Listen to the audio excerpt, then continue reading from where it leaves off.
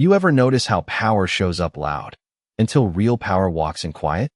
The hallway smelled faintly of industrial cleaner and old coffee, the kind of place where time dragged and respect felt selective.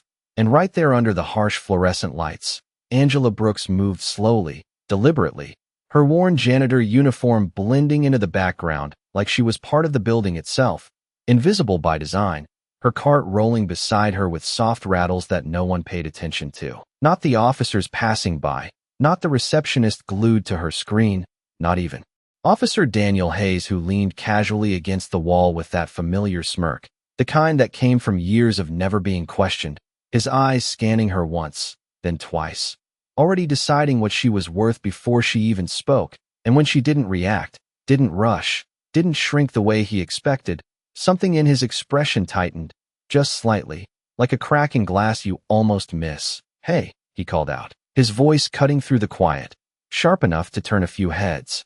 "You missed a spot," and he gestured vaguely to the floor, though there was nothing there, nothing except an excuse. Angela paused, just for a second, then turned her head slowly, meeting his gaze with a calm that didn't match the role she was playing. "I'll take care of it," she said softly, her tone even, controlled, like she'd said those words 1,000 times before, and maybe she had. But something about the way she said it didn't sit right with him. It didn't feed his need for reaction, didn't give him the satisfaction he was used to. So he stepped closer, closing the distance, his presence louder now, heavier.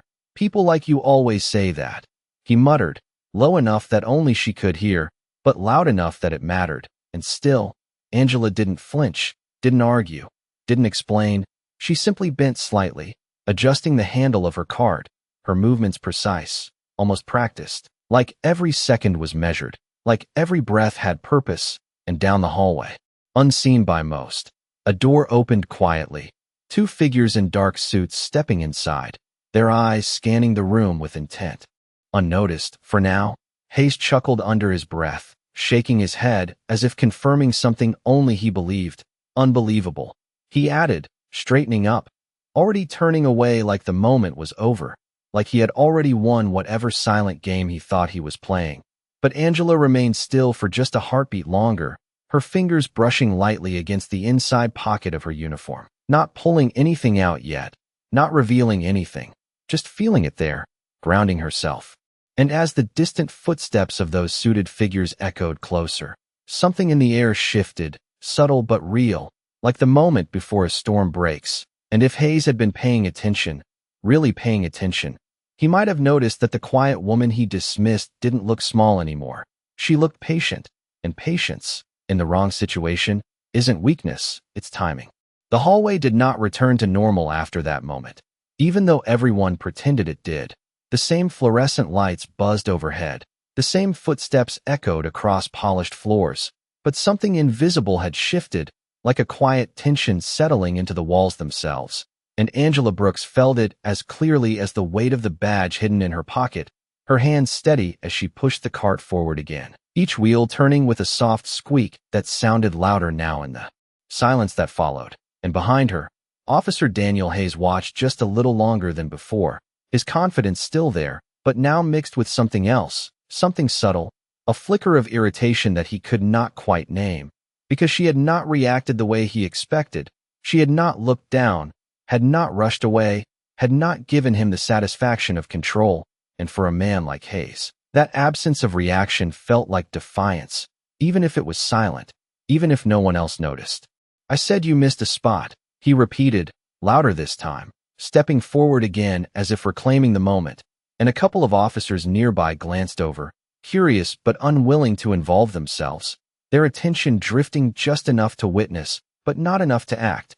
And Angela paused again, slower this time, turning with that same calm expression, her voice even.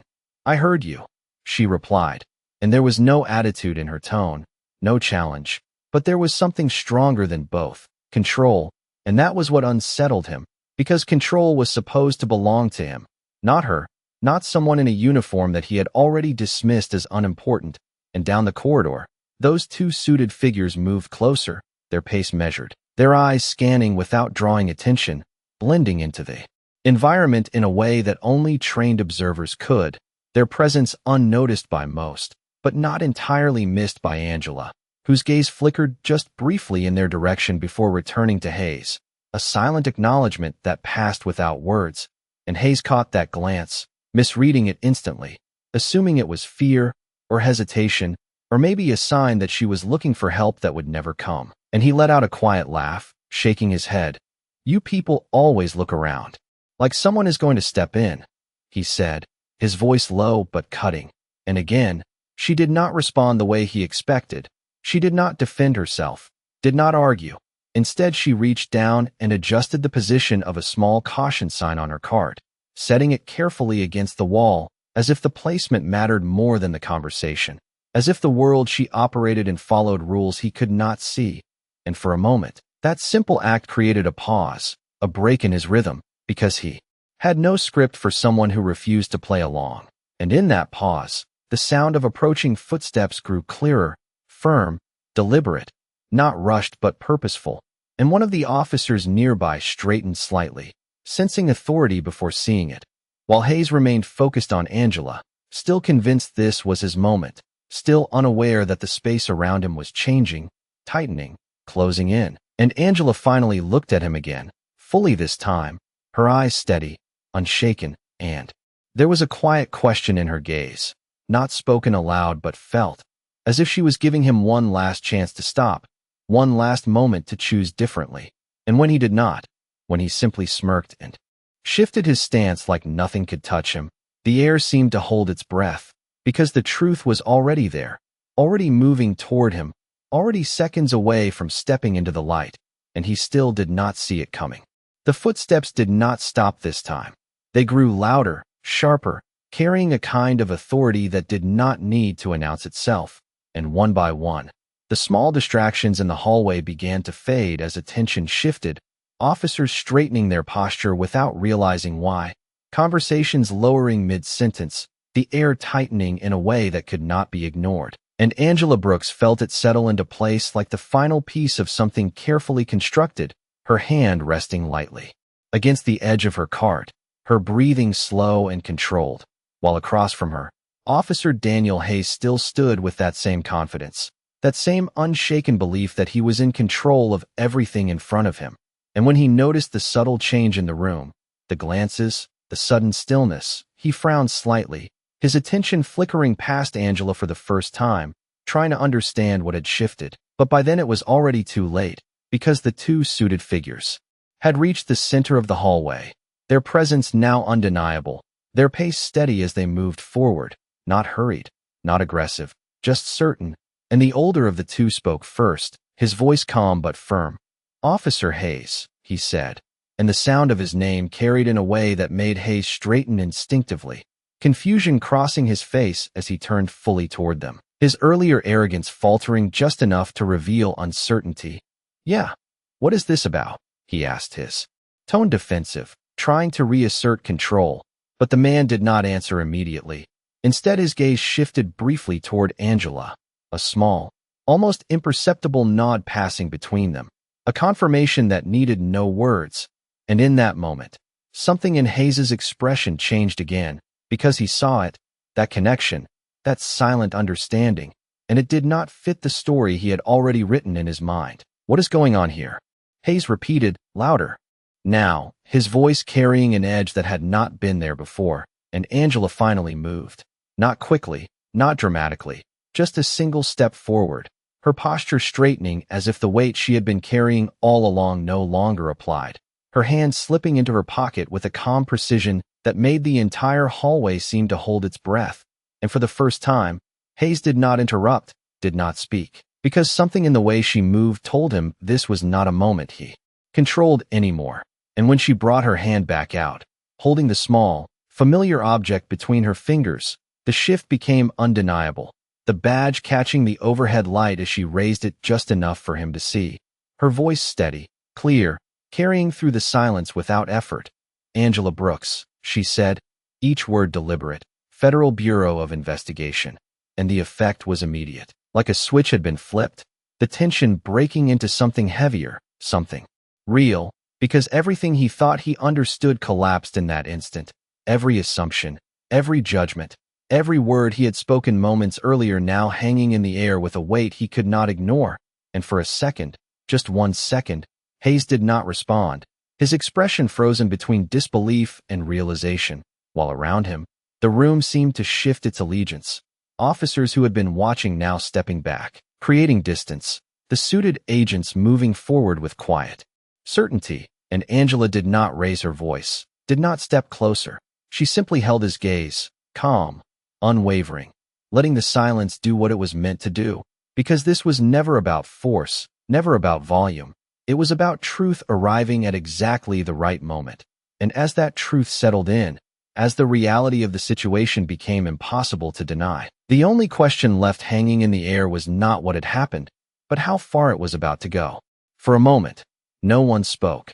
Not even the hum of the fluorescent lights seemed as loud as before, because the silence now carried weight, the kind that pressed against every person in that hallway, forcing them to acknowledge what had just happened.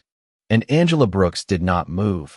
Her badge still held steady, not as a threat, but as a fact, something undeniable, something that could not be argued away, and Officer Daniel Hayes stared at it like it did not belong in her hand, like reality itself had shifted without asking his permission, his mouth opening slightly before closing again, searching for something to say that would restore the balance he believed in. That does not make sense, he finally muttered, his voice lower now, stripped of the earlier confidence, and the senior agent beside Angela took one step forward, not aggressive, just deliberate, his tone calm, but carrying authority that filled the space without effort.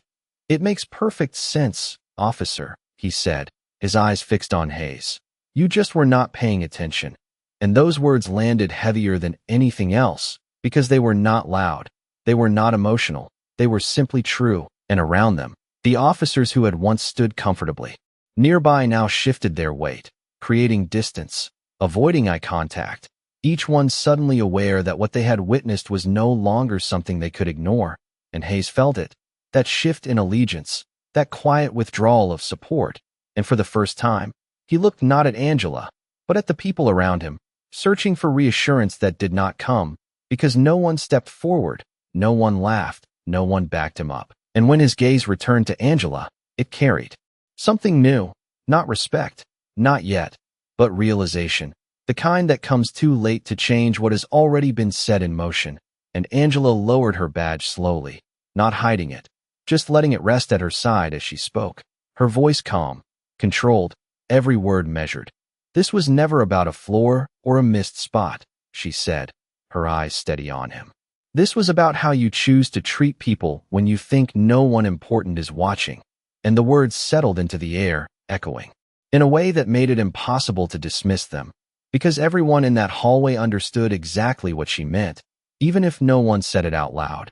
And Hayes exhaled, a short breath that carried frustration, confusion, and something close to regret, though he would never call it that. "So what now?" he asked, trying to sound composed, trying to regain some control over the situation. But the answer did not come from Angela this time.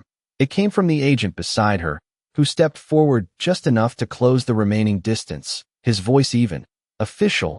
"Now we review everything," he said.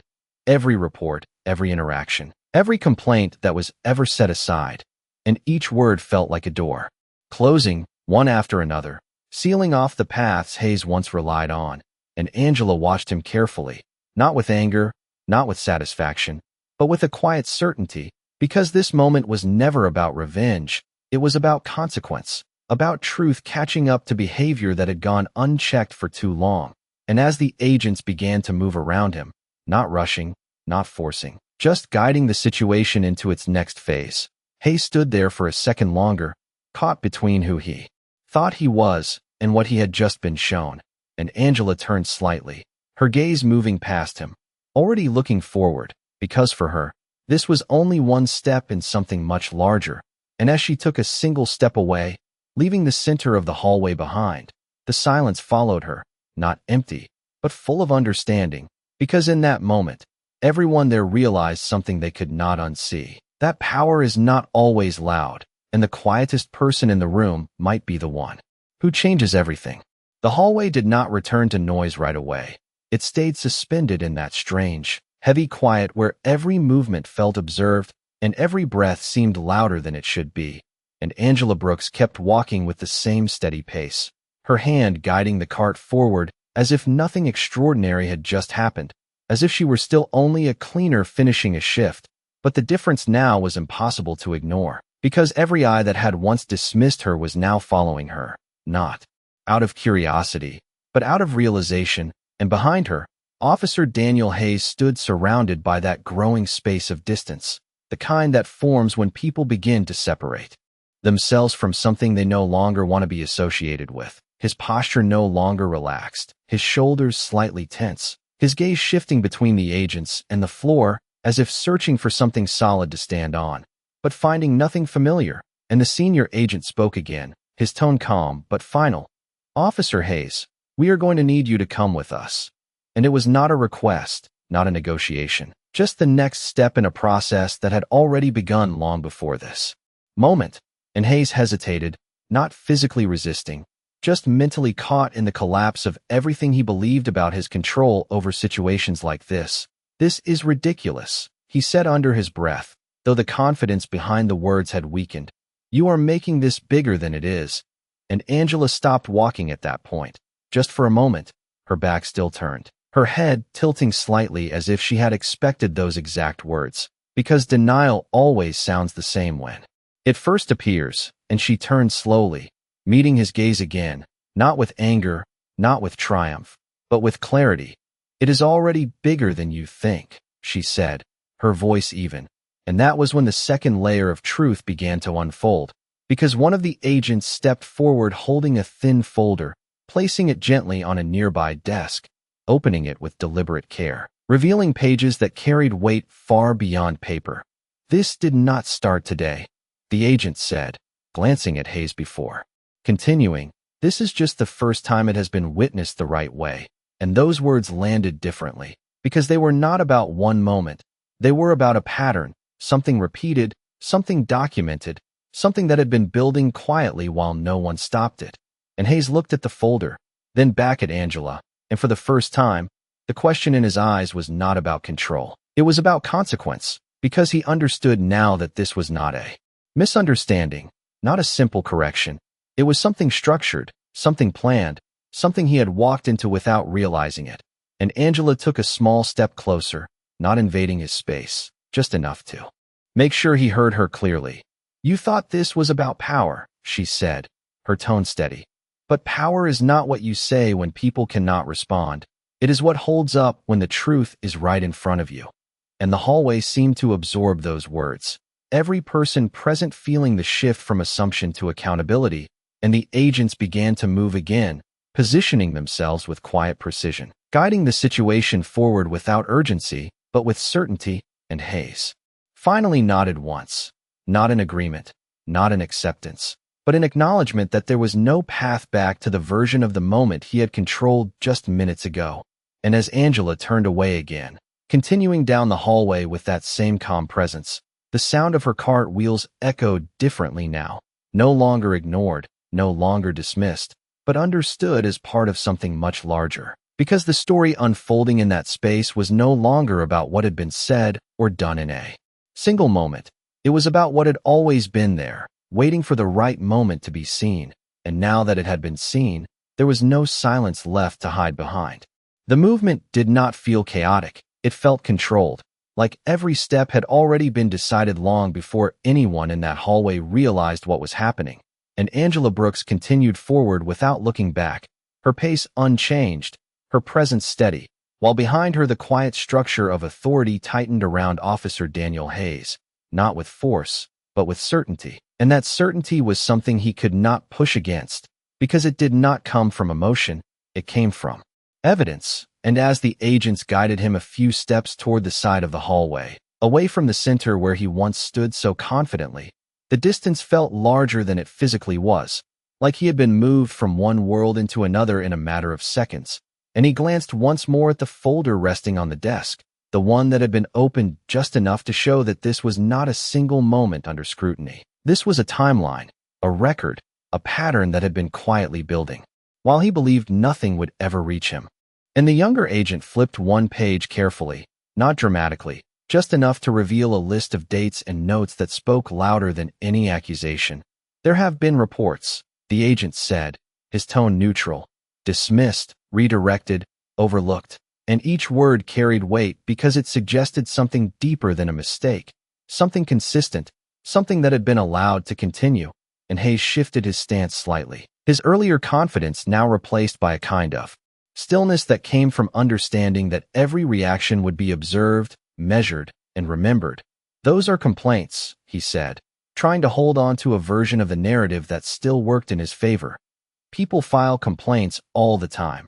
And for a moment, no one responded, because that statement, once powerful, now sounded thin against the context surrounding it, and Angela paused again at the end of the hallway, turning her head just enough to listen without fully re-engaging. Her expression unchanged, her attention focused but distant, as if she had already moved past the need to prove anything. Because the proof was unfolding on its own, and the senior agent closed the folder halfway, looking directly at Hayes with a calm that did not invite argument. "They do," he said, "but not like this," and he tapped lightly on the edge of the page, not emphasizing a single detail, but the accumulation of them, the pattern that turned isolated moments into something undeniable. And that was when the room shifted again, not physically, but in understanding, because the officers who had been standing nearby were no longer just witnesses, they were participants in a moment that would be remembered, one that would define how they were seen moving forward, and a few of them stepped back even further, creating a clear space that separated Hayes from the rest, not out of instruction, but out of instinct. The natural response when alignment changes, and Hayes noticed it. Of course he did, because it was impossible not to. The subtle distancing, the avoidance of eye contact, the way no one stood beside him anymore. And for a brief second, something close to disbelief crossed his face, not at what was happening, but at how quickly everything had shifted, and Angela finally turned fully, not to confront, but to conclude, her voice calm, carrying across the space without needing to rise. "This was never hidden," she said. "It was just never seen the right way." And that line settled into the hallway like a final piece of clarity, because it reframed everything, not as a sudden event, but as a long-ignored truth, and the agents moved again, guiding Hayes forward, not rushing him, not forcing him, just moving him along a path that had already been set. And as he walked, the sound of his footsteps echoed differently than before, no longer confident, no longer in control, but measured, aware, and behind him, Angela watched for only a moment before turning away once more, her focus already shifting to what came next, because for her, this was not the end of anything. It was the continuation of something that had been in motion long before this hallway, long before this moment, and now that it had surfaced, it would not simply disappear. The hallway slowly began to breathe again, but it was not the same breath as before. It was heavier, more aware, as if every person standing there had just witnessed something they could not unsee, and Angela Brooks did not rush away from it. She moved with the same measured pace, guiding her cart toward the far end where the corridor opened into a wider space, the wheels rolling softly across the polished floor. Yet now every sound seemed amplified, every movement observed, and behind her, the quiet procession continued as the agents escorted Officer Daniel Hayes further down the side passage, not with force, but with a calm direction that left no room for resistance. And Hayes walked without speaking, his earlier words fading into silence as the reality of the situation settled deeper with each step, because it was no longer about what had just happened, it was about what it revealed. And as they reached a smaller office area just beyond the main hallway, the senior agent paused, turning slightly toward Hayes. "This is where we separate procedure from perception," he said, his tone steady, not unkind but firm. And Hayes looked at him, confusion still present but now mixed with something else, something quieter, something that had not been there before, the early signs of reflection, because the environment around him had changed completely, the familiar sense of control replaced by a structured calm that did not respond to his usual cues. And back in the hallway, a few officers lingered, their conversations low, their eyes occasionally drifting toward Angela as she continued her work, but none of them approached her, none of them spoke, because there was a new understanding in the space, one that required distance, one that demanded thought, and Angela reached the end of the corridor, stopping near a window where faint daylight filtered in, soft and steady, and she placed her hands lightly on the handle of her cart, her posture relaxed but attentive, as if she were listening to something beyond the immediate moment. And in a way, she was, because this had never been about one interaction. It had always been about the pattern, the environment, the way small moments revealed larger truths when viewed from the right angle. And she glanced down briefly at the surface of the cart, at the simple tools that had allowed her to move unseen, to observe without being noticed. And there was something almost symbolic in that, something about how easily people overlooked what they chose not to value. And across the space, one of the younger officers shifted uneasily, stepping forward just a fraction before stopping himself, as if unsure whether he should speak. And Angela noticed. Of course she did. But she did not react immediately. She allowed the moment to exist, to develop on its own, because understanding could not be forced. It had to arrive. And finally, the officer spoke, his voice low, hesitant. "Ma'am," he said, the words sounding unfamiliar in his mouth when directed at her. "I did not realize." And he trailed off, unsure how to finish the sentence, unsure what acknowledgement was appropriate. And Angela turned slightly, meeting his gaze with the same calm expression she had carried throughout. "That is the point," she said quietly, her tone neither harsh nor forgiving. "Just honest. You were not supposed to realize." And that answer lingered, not as a correction, but as an invitation to think deeper, to question what had been accepted without examination. And the officer nodded slowly, stepping back again, his posture different now, more aware, more measured. And in the distance, the faint sound of a door closing echoed from the office area where Hayes had been taken, a small sound, but one that marked a clear transition, a boundary between what had been and what would come next. And Angela looked once more down the length of the hallway, now quieter, now more reflective, and for a brief moment, she allowed herself to stand still, not as a cleaner, not as an agent, but simply as someone who had seen the truth unfold exactly as it needed to. And then she moved again, her hands steady, her steps calm, continuing forward as if the work was not finished, because in many ways, it was only just beginning. Time did not speed up after that moment. It stretched, bending around every small detail that now carried meaning. And Angela Brooks remained near the window just long enough to let the silence settle into something permanent, something that would not fade the moment she walked away, because this was not just an incident. It was a shift, and shifts needed space to take root. And behind her, the hallway continued its quiet transformation as officers moved more carefully, spoke more deliberately.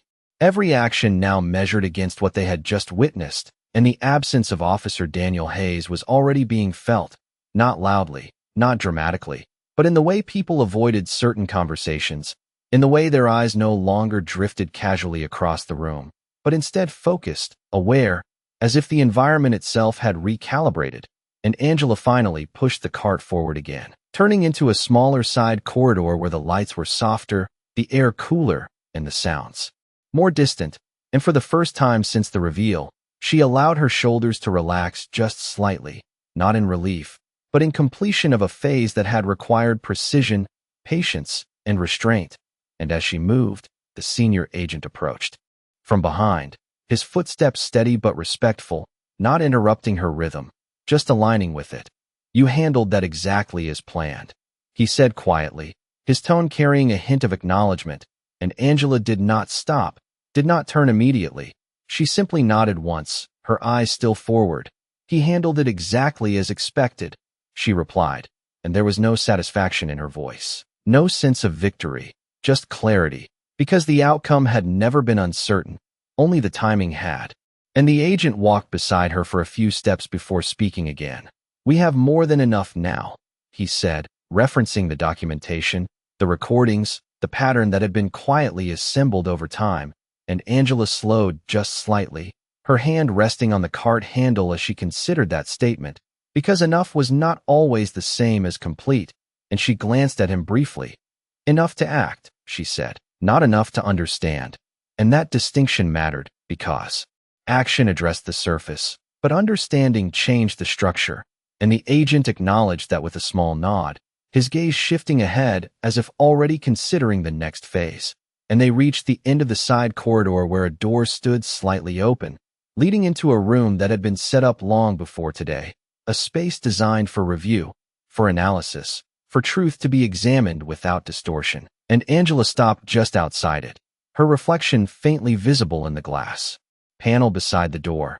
And for a moment, she looked at that reflection, not as a cleaner, not even as an agent, but as someone who had stepped into a role that required being unseen in order to reveal what others refused to see. And behind her, the hallway remained quiet.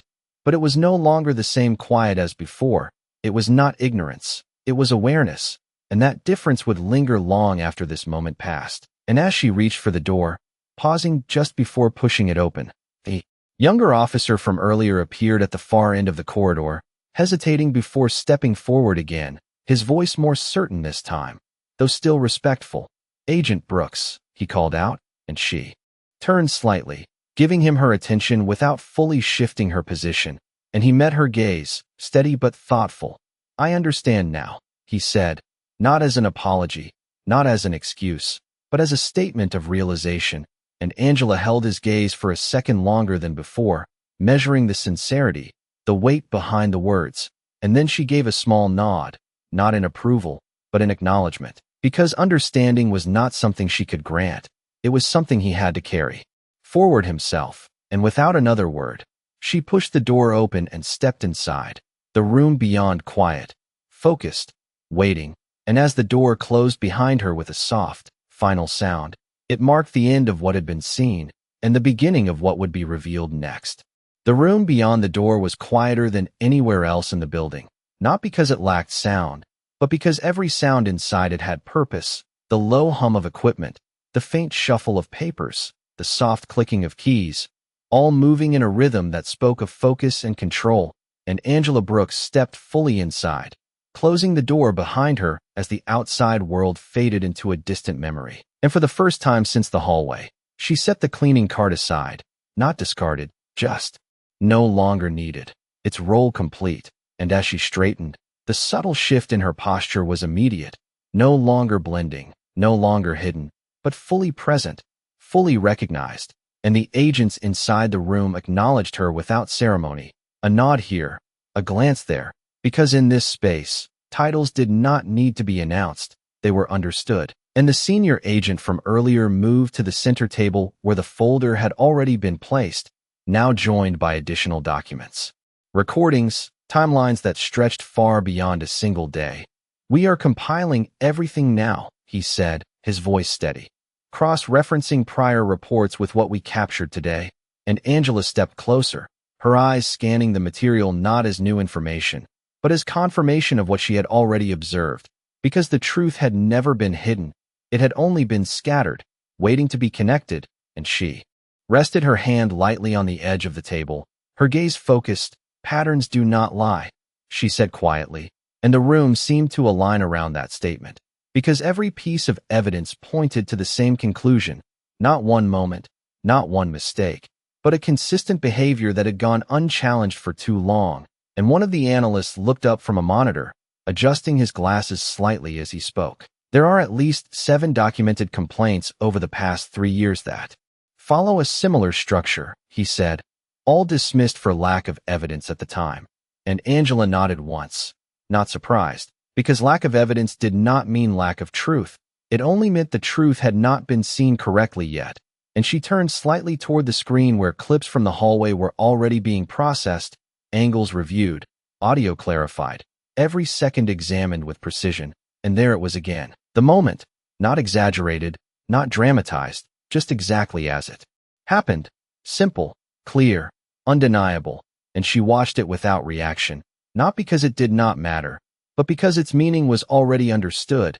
And behind her, the senior agent closed the folder gently, signaling a transition from collection to action. "This will move forward immediately," he said.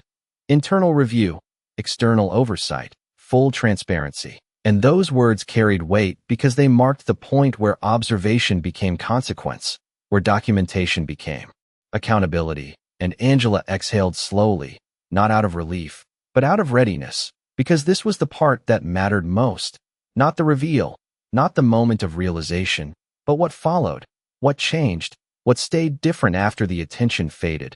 And she stepped back from the table, her gaze moving across the room, meeting the eyes of each person present, not as a leader issuing orders, but as someone who understood the responsibility they all carried in that moment. "This is not about one officer," she said, her voice calm but firm. "It is about a system that allowed silence to look like approval." And that line settled into the room with a clarity that could not be ignored, because it expanded the scope. It demanded reflection beyond the immediate case, and no one spoke for a moment. Not because there was nothing to say, but because what had been said required thought, required ownership, and Angela turned toward the door again, her hand resting on the handle, pausing just briefly as she looked back, not at the evidence, not at the agents, but at the process itself, the quiet mechanism that had finally begun to move in the right direction. And as she opened the door and stepped back into the corridor, the building felt different, not louder, not busier, but aware, as if something beneath the surface had been acknowledged at last.